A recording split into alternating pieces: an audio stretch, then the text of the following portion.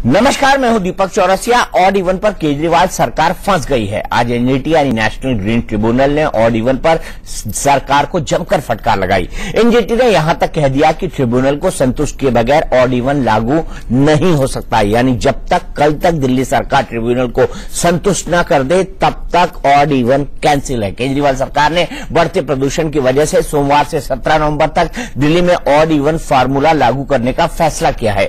NGT ने तल्ख टिप्पणी करते हुए आज सरकार से 8 सवाल पूछे। आपको ग्राफिक्स के जरिए बताते हैं कि एनजीटी ने सरकार से क्या 8 सवाल पूछे। सबसे पहला सवाल, किस आधार पर ऑड इवन सिर्फ 5 दिनों के लिए लगाया जा रहा है। दूसरा सवाल, डीपीसीसी यानी दिल्ली पॉल्यूशन कंट्रोल कमेटी और सीपीसीबी यानी सेंट्रल पॉल्यूशन कंट्रोल बोर्ड की रिपोर्ट के मुताबिक पिछली बार ऑड इवन के बाद भी प्रदूषण बढ़ा था। तीसरा सवाल, ऑड इवन लगाने का पैरामीटर क्या है, इसको भी बताना होगा दिल्ली सरकार को। चौथा सवाल, ऑड इवन के वक्त एक्स्ट्रा 500 बसों में कितनी डीजल वाली हैं, क्योंकि सरकार के पास शायद सीएनजी बसें नहीं है। पांचवा सवाल, एक बड़ी डीजल बस से कितना प्रदूषण फैलाती है। छठा सवाल, पेट्रोल कार कितना प्रदूषण फैलाती है और दूसरी गाड़ियां कितना। सातवां सवाल, 2 व्हीलर्स को ऑड इवन से बाहर क्यों रखा गया है। आठवां सवाल, पिछले साल नवंबर में एनजीटी के दिए आदेश को लागू करने के लिए क्या कदम उठाए गए। ये तमाम सवाल पूछे और साफ तौर पर एनजीटी ने कहा है कि जब तक दिल्ली सरकार उन्हें संतुष्ट नहीं कर देती तब तक हम ऑड इवन लागू करने का फैसला मुलतवी करते हैं, यानी दिल्ली सरकार ऑड इवन लागू नहीं कर सकती। हमारे साथ हमारे 3 सहयोगी जुड़ेंगे। हमारे सहयोगी आशीष सिन्हा जो एनजीटी में आज मौजूद थे, अजीत श्रीवास्तव जो दिल्ली सरकार का पक्ष रखेंगे और मनोहर केशरी जो कि प्रदूषण के हालात पर बताएंगे, अस्पतालों का हाल बताएंगे। लेकिन सबसे पहले आशीष, बड़ा तल्ख लगा आज एनजीटी दिल्ली सरकार पर खासकर, और दिल्ली सरकार को यहां तक कह दिया कि आपने ऑड इवन को तो क्या पिकनिक स्पॉट बना दिया है। बिल्कुल, आज सुबह ही दीपक जी दिल्ली सरकार से एनजीटी ने पूछा था कि दोपहर 2 बजे तक बताएं कि आखिर आधार क्या है कि आप ऑड इवन केवल 5 दिनों के लिए लगा रहे हैं।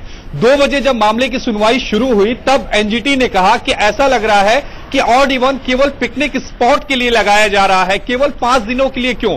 आपने अभी तक जो आधार दिए हैं वो इसमें कोई आधार नहीं है और ये अवैज्ञानिक है। आपके पास डाटा क्या है, किस डाटा के आधार पर कर रहे हैं। एनजीटी ने यह भी कहा कि दिल्ली में ट्रैफिक सबसे बड़ी समस्या है, रेड लाइट्स खराब है, वहां पर ट्रैफिक पुलिस वाले नहीं रहते हैं, 500 गाड़ियां जो हैं वो सड़कों पे खड़ी रहती है 10-10 मिनट के लिए, उनसे कितना ज्यादा पॉल्यूशन निकलता है। इतना ही नहीं, एनजीटी ने यह भी कहा कि पिछले साल की आपकी अगर रिपोर्ट देख लें, जब आपने ऑड इवन दिल्ली में लगाया था तब दिल्ली पॉल्यूशन कंट्रोल कमेटी की और सेंट्रल पॉल्यूशन कंट्रोल बोर्ड की जो रिपोर्ट है उसमें साफ ये दिखता है कि 2.5 यानी PM 2.5 बढ़ा था। तो आपने क्यों आप ये ऑड इवन लगा रहे हैं सोमवार से, वो भी तब जब आने वाले समय में प्रदूषण कम हो जाएगा।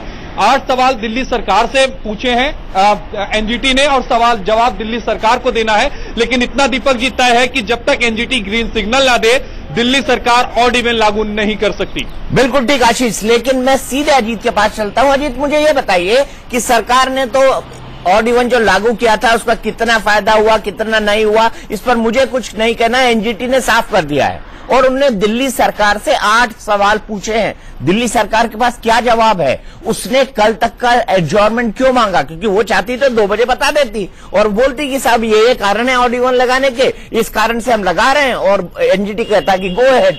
लेकिन अब क्या ऐसा हो गया, सरकार अब क्या कहेगी एनजीटी के सामने।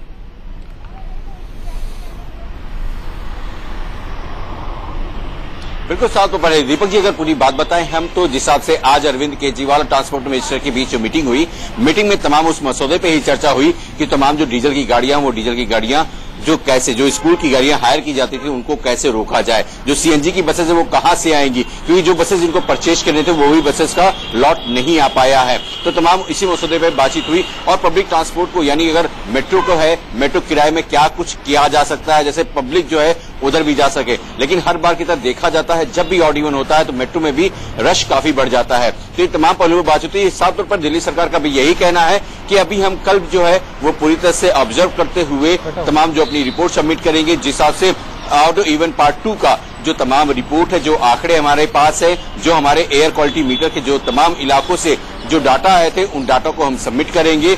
उसके बाद से जो निर्णायक कदम एनजीटी उठाएगी उसको आगे हम जवाब देंगे। तो देखना दिलचस्प होगा जिस हिसाब से आंकड़े और जिस हिसाब से डीजल की बसेस को आंकड़े और तमाम और गाड़ियों से जो पोल्यूशन कितनी मात्रा में निकलती है उसका आंकड़ा दिल्ली सरकार जो अपने पास डाटा है वो तैयार कर सबमिट कितनी देर में कर पाती है। क्या फिर से कोई समय लेती है या फिर कल आंकड़ा जमा कर पाती है। लेकिन दिल्ली सरकार का भी यही कहना है कि कल जिस हिसाब से सुनवाई होगी, सुनवाई के दौरान तमाम जो आंकड़े हैं, तमाम जो डाटा है पोल्यूशन मीटर के, वो सब सबमिट किए जाएंगे। उसके बाद से इंतजार रहेगा एनजीटी के फैसले का। अजीत, एक चीज मैं आपको यहाँ पर जोड़ना चाहता हूँ। आपने कहा कि दिल्ली सरकार जवाब देगी। दिल्ली सरकार के पास जवाब देने के अलावा कोई विकल्प नहीं है। दिल्ली सरकार को जवाब देना ही पड़ेगा। अगर एक दिन और मांगते हैं तो उनकी काफी किरकिरी होगी। लेकिन मुझे समझ नहीं आ रहा कि वो डाटा क्या देंगे। लेकिन इस बीच लोगों में किस तरह की अफरा तफरी है। मेरे साथ मनोहर केसरी जुड़े हुए। मनोहर, मुझे ये बताइए कि आज तो स्काई क्लियर है, थोड़ा सा धूप निकली, इसके कारण धुंध छटी है, लेकिन जो एयर क्वालिटी इंडेक्स है वो अभी भी खतरनाक बना हुआ है। खुद मैं अपनी हालत बताऊं, कल मैंने 2 जगह बाहर से जाकर रिपोर्ट कर लिया तो अभी मेरे सर में दर्द हो रहा है, मेरी नाक बुरी तरह से बह रही है और मेरी पूरी बॉडी में दर्द हो रहा है। अस्पतालों के क्या हालात है?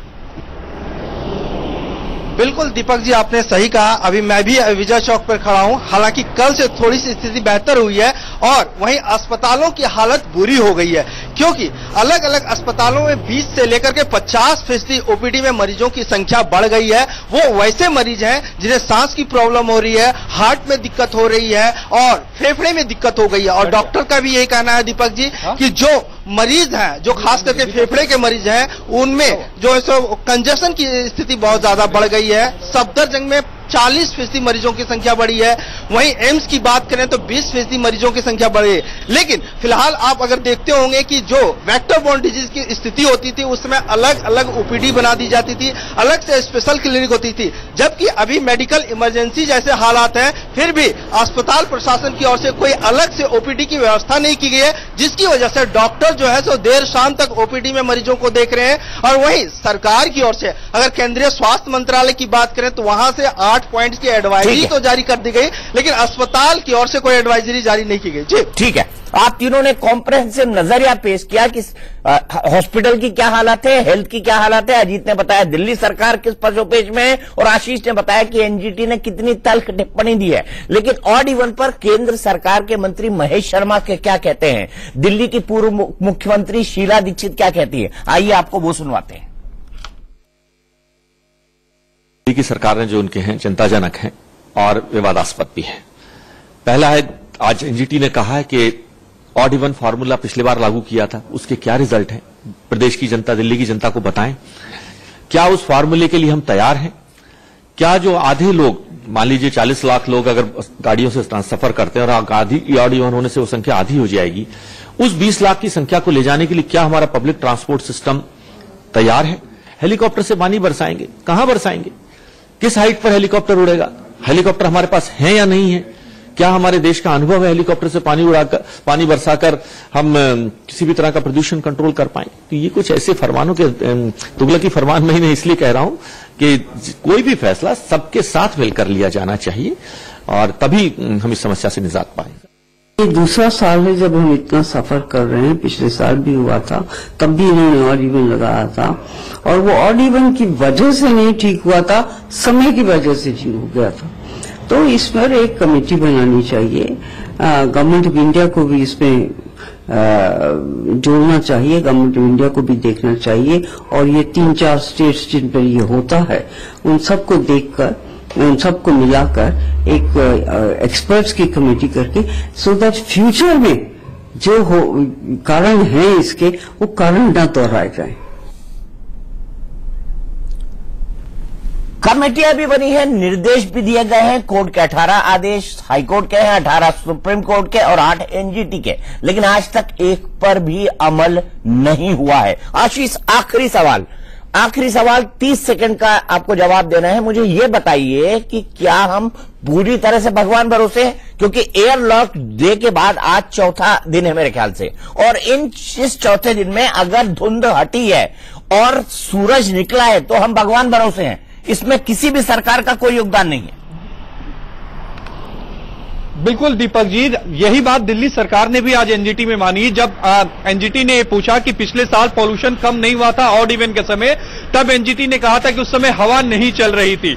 तो जब सरकार ही भगवान भरोसे है तो आप समझ सकते हैं कि सरकार कितना काम करेगी। जहां तक रही पब्लिक ट्रांसपोर्ट की सवाल, उस पर आज एनजीटी ने कहा कि पब्लिक ट्रांसपोर्ट में चलना मुश्किल है, लोग सांस नहीं ले पा रहे हैं। आप मेट्रो का ही देख लीजिए, लोग अपनी गाड़ियां छोड़कर मेट्रो या बसों में चलेंगे कैसे? ये तमाम सवाल हैं जिसके जवाब दिल्ली सरकार को कल देने होंगे, क्योंकि सवाल यहां जनता का है, क्योंकि परेशानी जनता को होगी। बिल्कुल परेशानी जनता को होगी। और नेता क्या करते हैं, एक की बात दूसरे पे, दूसरे की बात तीसरे पे और तीसरे की बात चौथे पे। रात 9 बजे मेरे साथ इस पर एक बहुत बड़ी बहस देखिएगा, जिसमें सभी स्टेक होल्डर्स होंगे और साथ ही साथ एक आम आदमी भी पूछेगा, जो इन तमाम नेताओं से सवाल करेगा, जनाब ये तो बताइए मेरी गलती क्या है।